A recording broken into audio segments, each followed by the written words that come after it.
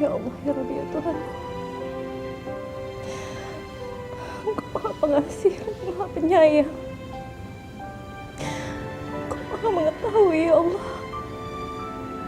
Engkau Maha Adil, Engkau Maha Tahu. Ampuni dosa-dosa hamba, ya Allah. Apabila memang penjara ini bisa menghapus semua dosa-dosa hamba, hamba ikhlas, ya Allah. Hamba ikhlas. Lindungi anak-anak hamba, ya Allah. Jaga mereka. Mudah-mudahan aku bisa menuju ke surga-Mu, ya Allah.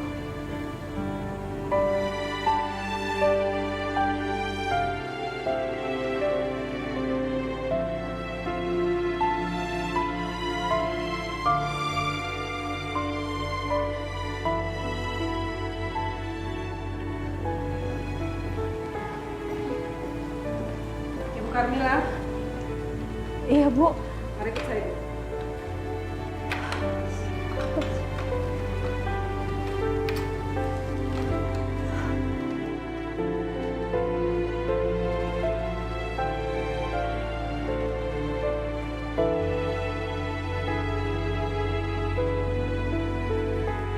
Mari,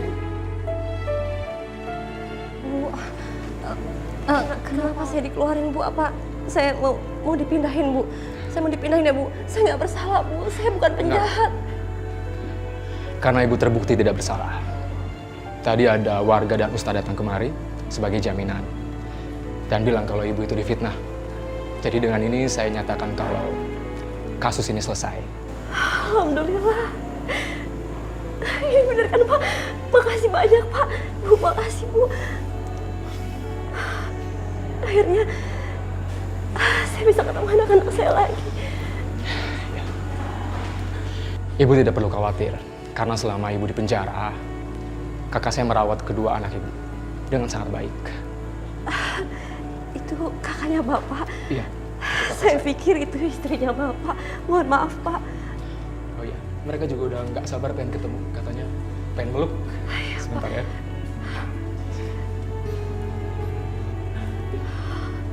Sayang, Mila, sayang, sayang, apa kabar, Nak?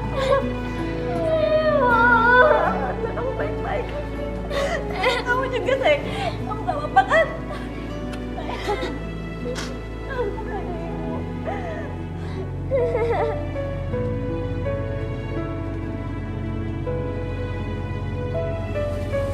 Kita main bola yuk. Ayo. Kakak dulu. Kakak ya? Ya. Untung aja lepas.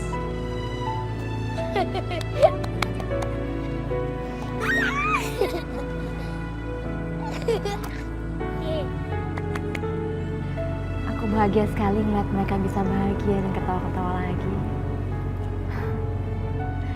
Makasih banyak ya, Mas. Kamu udah baik banget sama aku dan anak-anak.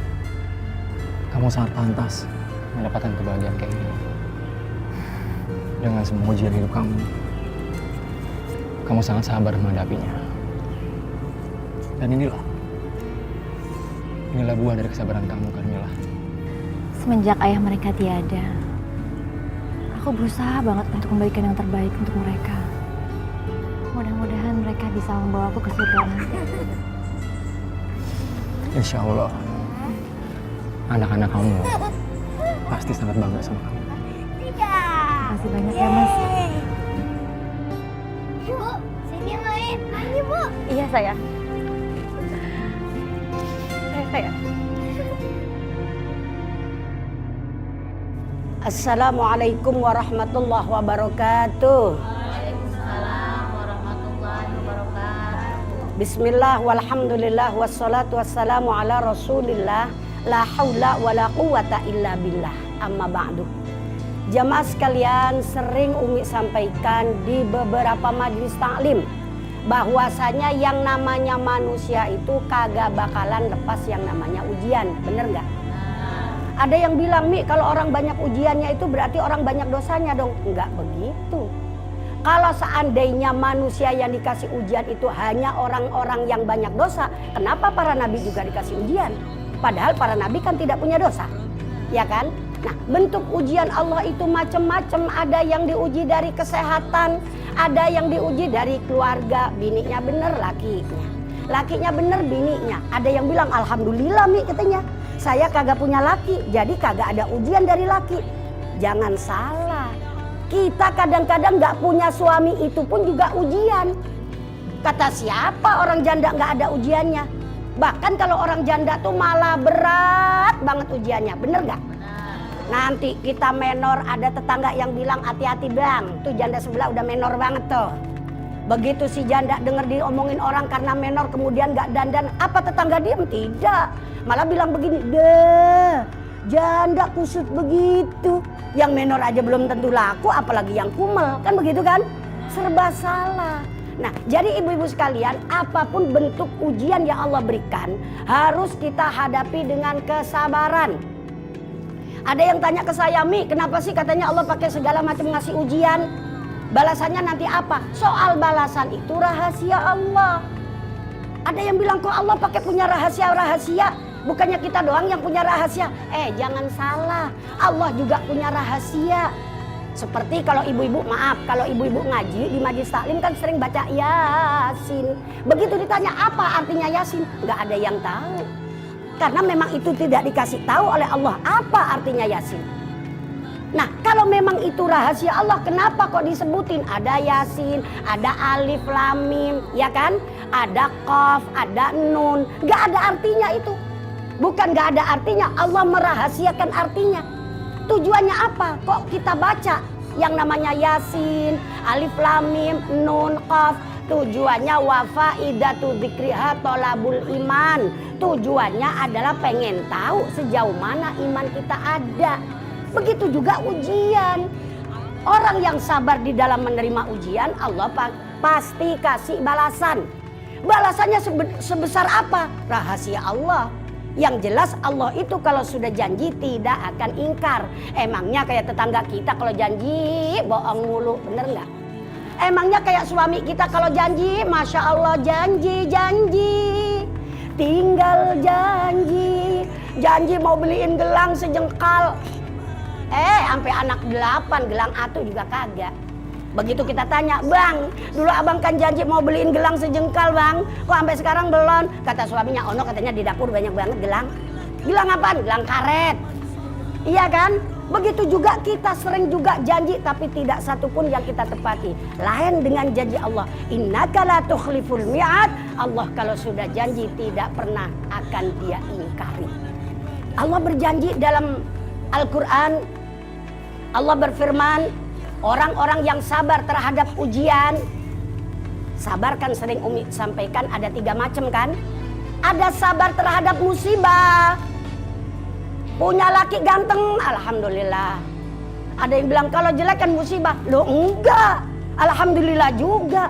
Kenapa kok alhamdulillah juga? Karena kalau suami kita jelek aman dibawa kemana-mana. Benar apa benar? Ditaruh di mana juga aman, kagak ada yang ngendus, ya kan? Justru kalau kita punya suami ganteng itu mendekati antara anugerah dengan musibah. Begitu juga para suami yang punya istri cantik, alhamdulillah. Punya istri jelek pun juga alhamdulillah. Kenapa? Perawatannya tidak begitu mahal. Benar apa benar? Nah, Allah berfirman dalam Al-Quran, orang yang sabar, baik sabar terhadap musibah, maupun sabar terhadap ta'ah, maupun sabar terhadap maksiat, Allah akan berikan pahala. Walanajziyannalladzina sabaru. Aku pasti akan membalas orang-orang yang sudah sabar. Walanajziyanna. Kalau kata anak pesantren di situ ada nun taukid sakilah. Artinya pasti. Oh, pastinya panjang banget. Walanajziyanna, pasti aku balas kata Allah. Siapa yang akan dibalas? Alladzina sabaru, orang-orang yang sabar. Dikatain orang sabar, dikata jelek sabar, dikata ganteng sabar. Sebab ada loh orang bilang ganteng itu sebetulnya penghinaan buat kita. Kalau bahasa anak pesantrennya disebut badek kolep. Badek kolep itu bahasa yang dibalik. Sebetulnya dia mau bilang lu jelek, tapi dia bilang lu mah cakep banget. Itu badek kolep namanya. Orang yang sabar terhadap ucapan orang lain yang menyakitkan hati kita, kata Allah, ajrahum bi ahsani ma kanu ya'malun, akan aku balas dengan pahala yang lebih baik dari amal perbuatan sebelumnya. Alhamdulillah. Mudah-mudahan kita semua tergolong orang yang sabar di dalam menerima ujian. Amin dong. Amin ya robbal alamin. Sabar terhadap musibah, sabar terhadap maksiat, sabar juga terhadap taat. Ibu-ibu sekalian, kiranya cukup apa-apa yang dapat Umi sampaikan. Insya Allah mudah-mudahan memberikan manfaat buat kita semua. Akhirul kalam. Wassalamualaikum warahmatullahi wabarakatuh. Waalaikumsalam warahmatullahi wabarakatuh.